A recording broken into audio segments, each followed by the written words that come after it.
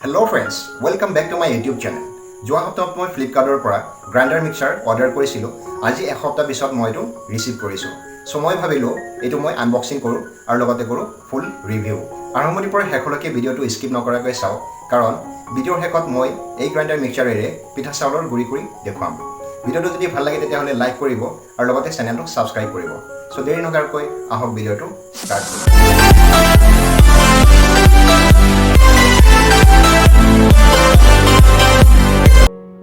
So friends, এয়া মই ফ্লিপকাৰ্টৰ পৰা অৰ্ডাৰ কৰিছিলোঁ আৰু ইয়াতে লিখা আছে 750 watt মিক্সাৰ গ্ৰাইণ্ডাৰ আৰু ব্ৰেণ্ড হ'ল চেনচুৰী।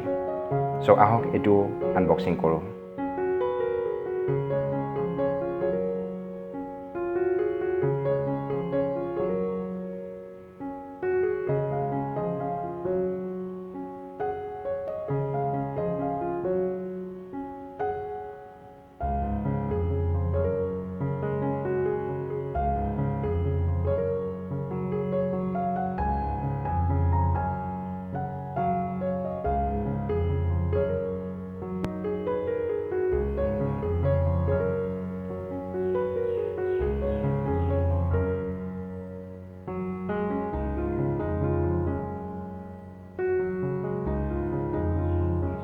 এতিয়া মেইন পাৰ্টটো চাই লওঁ, মটৰ ইউনিট।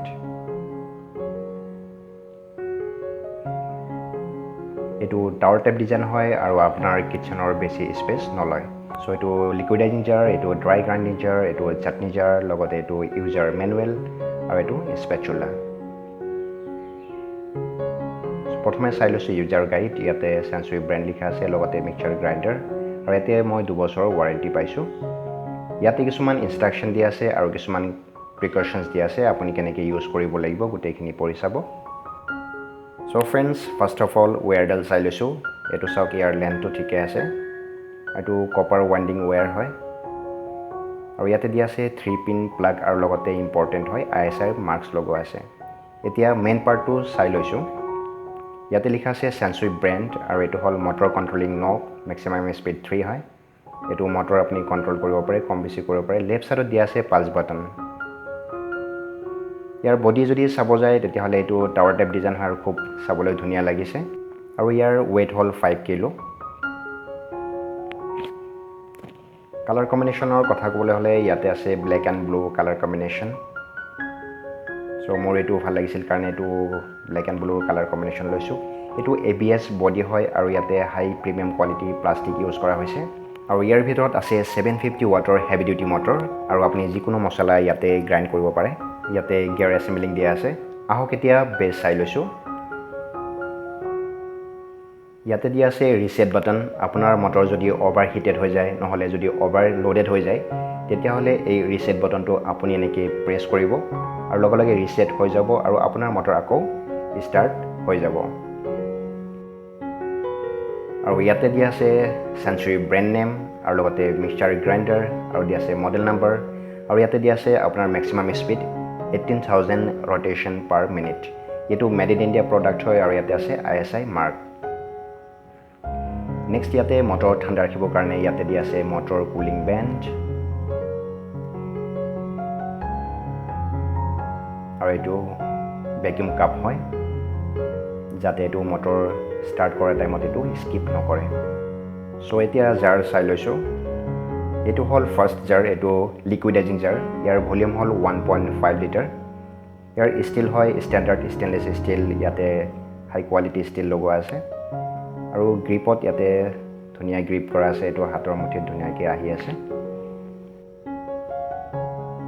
আৰু ইয়াতে চাওক ৰেপিড লগোৱা আছে। এইটো এছেম্বলিং কৰা আছে তলফালে। চ' এতিয়া ব্লেড চাই লৈছোঁ।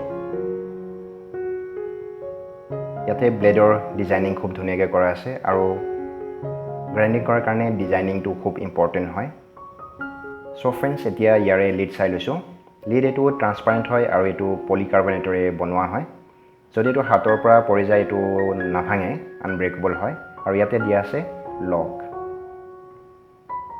এইটো সচৰাচৰ চব এইটো জাৰত নাথাকে।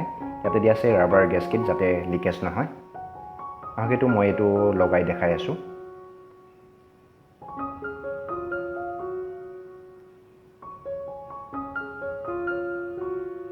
সো এইটো এনেকৈ লগাব লাগে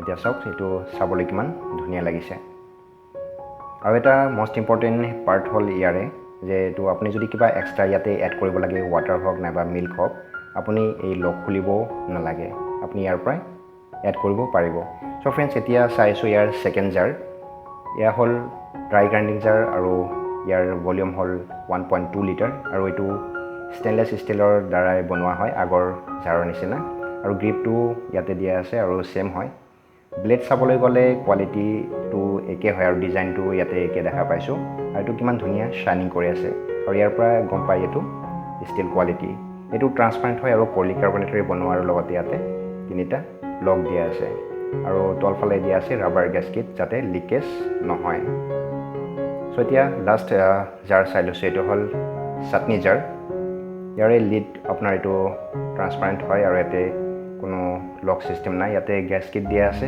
লিকেজ নহ'বৰ কাৰণে সো এতিয়া চাই লৈছোঁ জাৰ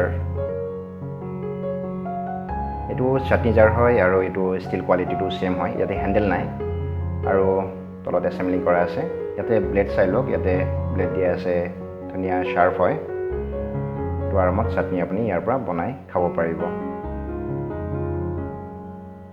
সো ফ্ৰেণ্ডছ এতিয়া এই গ্ৰাইণ্ডাৰ মিক্সাৰ ইউজ কৰি কিনে মই এতিয়া পিঠা চাউলৰ গুড়ি কৰি আপোনালোকক দেখুৱাম সো তাৰ আগতে এইটো প্লাগ ইন কৰি লৈছোঁ এইটো চাওক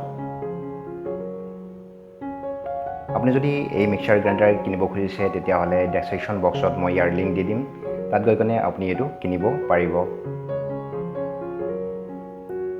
সো ফ্ৰেণ্ডছ এয়া মই লৈছোঁ চাউল 2 ঘণ্টা পানীত তিয়াই থোৱাৰ পিছত আৰু ইয়াতে মই এতিয়া গ্ৰাইণ্ড কৰিম